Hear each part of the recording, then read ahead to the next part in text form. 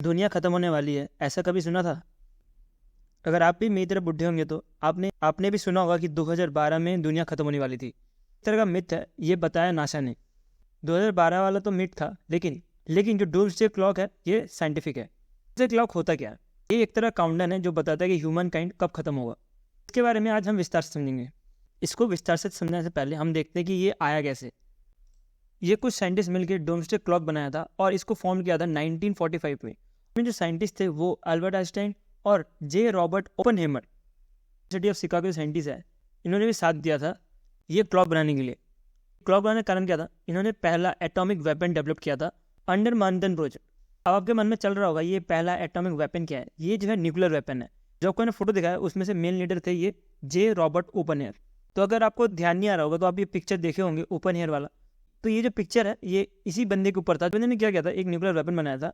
और जो यूएस के प्रेसिडेंट थे उस समय 1945 की बात कर रहा हूँ, in the period of 1939 to 1945 जब वर्ल्ड वॉर 2 चल रहा था। रॉबर्ट ने न्यूक्लियर वेपन प्रेसिडेंट को इसलिए दिया था कि शो करने के लिए कि अमेरिका जो है कितना स्ट्रांग है पूरे वर्ल्ड में। और बोला था ये जो टेस्ट करना है वो खाली जगह पे करना है जहाँ पे कोई डिस्ट्रक्शन ना हो। जैसे इंडिया ने न्यूक्लियर वेपन को टेस्ट किया था, एक रेगिस्तान में टेस्ट किया था जहाँ पे आसपास कोई लोग ना हो। लेकिन प्रेसिडेंट ने क्या किया, न्यूक्लियर अटैक कर दिया जापान के ऊपर। लोग मारे गए थे और दुनिया को पहली बार पता लगा था कोई ऐसा भी वेपन है जो कि पूरा कंट्री को डिजास्टर कर सकता है।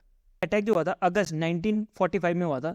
इसमें आप देख सकते हो कुछ 1,30,000 से 2,30,000 के बीच में लोग थे। मतलब कि इतने सारे लोग मरे कि काउंट करना मुश्किल पड़ गया था। इस अटैक के बाद जापान ने वर्ल्ड वॉर 2 में सरेंडर कर दिया था। अब ये अटैक के बाद जो साइंटिस्ट थे इनको पछतावा हुआ कि हमने ये क्या वेपन बना दिया। तो इसी पछतावे को ठीक तो नहीं कर सकते, लेकिन इसको कैलकुलेट करने के लिए 2 साल बाद एक बुलेटिन बनाया गया जो कि सेटअप किया डोम्सडे क्लॉक। जो न्यूक्लियर वेपन है उसके बारे में पता लगाया कि ये कब डैमेज कर सकता है वर्ल्ड को। और एक क्लॉक जो है फेयर का सिग्नल देता है अगर कभी जियोपॉलिटिक टेंशन चल रहा हो या वॉर लाइक सिचुएशन हो तब। ये जो है ओरिजिनल इमेज है डूम्सडे क्लॉक का। अगर ये 12 बजे के सामने हो तो डेंजर होता है, और जितना 12 बजे से दूर हो, मतलब कि मिडनाइट से दूर हो, उतना वो सेफ होता है। जैसे बोला जा रहा है अभी हमें 90 सेकंड्स है ये डिजास्टर होने में।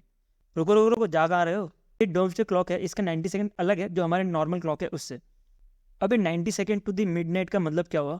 अभी अगर छोटी सी भी चिंगारी उठी तो वर्ल्ड वॉर 3 हो सकता है इन नियर फ्यूचर। इसके साथ प्रीवियस टाइम्स बताना चाहूँगा डोम्सडे क्लॉक का। ये डोम्सडे क्लॉक जैसे मैंने बताया 1947 में डेवलप किया गया था और ये उस समय सेट करके रखा था 7 मिनट टू दी मिडनाइट। और अब तक जो सबसे दूर पहुंच पाया है मिडनाइट से वो है 17 मिनट। और ये पहुंचा था 1991 में जब रशिया और यूएसए के बीच में कोल्ड वॉर था वो एंड हो गया था। इसके साथ ही कुछ और डेट 1953 में जब पहला हाइड्रोजन बॉम्ब टेस्ट हुआ था उस समय जो है 2 मिनट दूर था सिर्फ मिडनाइट।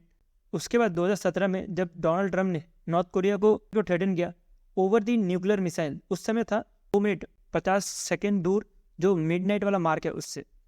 उसके बाद 2018 में जब यूएसए और नॉर्थ कोरिया के बीच में कॉन्फ्लिक्ट हो रहा था तो उस समय सिर्फ 2 मिनट दूर था। और अब जो है सिर्फ 90 सेकंड दूर है मिडनाइट मार्क से। अगर मिडनाइट पहुंच गया तो उस समय ही जो है वर्ल्ड वॉर 3 होगा, ये डोम्सडे क्लॉक का कहना है।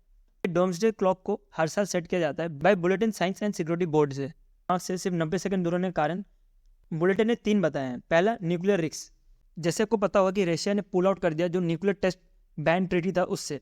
तो अब रशिया न्यूक्लियर पावर बना रहा है, वेपन बना रहा है, यूएसए न्यूक्लियर वेपन बना रहा है, और जो दूसरी कंट्रीज है वो भी न्यूक्लियर वेपन्स बना रहे हैं अपने आप को स्ट्रॉन्ग करने के लिए। तो कहा जा रहा है कि नियर फ्यूचर में एक कंट्री जो दूसरे कंट्री पे अटैक कर सकते हैं बाय न्यूक्लियर वेपन। इसके साथ ही दूसरा रीजन जो बता रहे हैं वो क्लाइमेट चेंज है। तीसरा रीजन बता रहे हैं डिस्ट्रप्टिव टेक्नोलॉजी जो कि है हमारा एआई। जिस तरह एआई ग्रो कर रहा है इसकी वजह से भी वर्ल्ड जो है डिजास्टर हो सकता है, ऐसा डोम्सडे साइकिल का कहना है। सो इसके बाद आपको ये समझना है कि 7 डे सिलेक्शन के लिए 10,000 करोड़ की चाहिए, तो आप इस वीडियो में क्लिक कर सकते हो। इसके आगे मैं आपको इस वीडियो में मिलूंगा।